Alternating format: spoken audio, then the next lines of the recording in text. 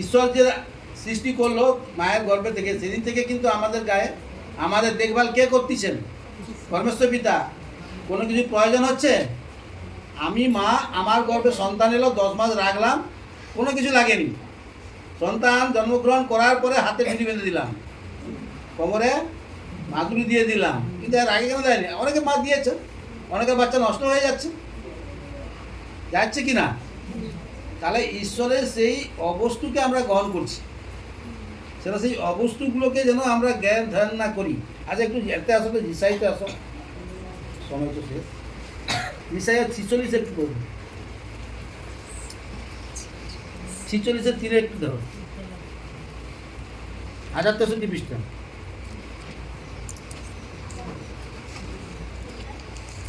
হে যাকবের কুল, হে ইসরায়েলের কুলের সমস্ত অবশিষ্টাংশ আমার কথা আমার শুনুন। কথা শুনুন। গর্ভ কে হইতে বলছে?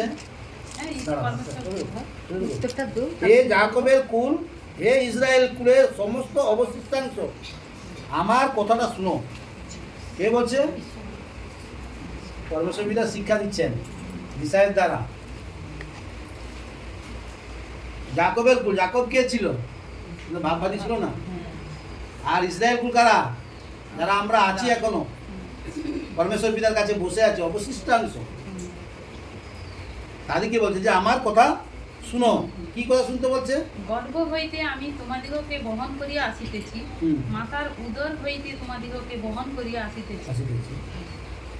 গর্ভ হইতে আমি তোমাদিগকে বহন করে আসিতেছি, মাতার উদর হইতে তোমাদিগকে বহন করে আসিতেছি। তাহলে যেদিন থেকে গর্ভের সৃষ্টি করেন পরমেশ্বর পিতা, সেদিন থেকে পরমেশ্বর পিতা তোমাদের ভার নিয়ে রাখছেন। কোনো কষ্ট যেন না হয়, কোনো অসুবিধা যেন না হয়। আর মা তো তাকে খাওয়ায়নি, খাবার কোথা থেকে খেতে পায়?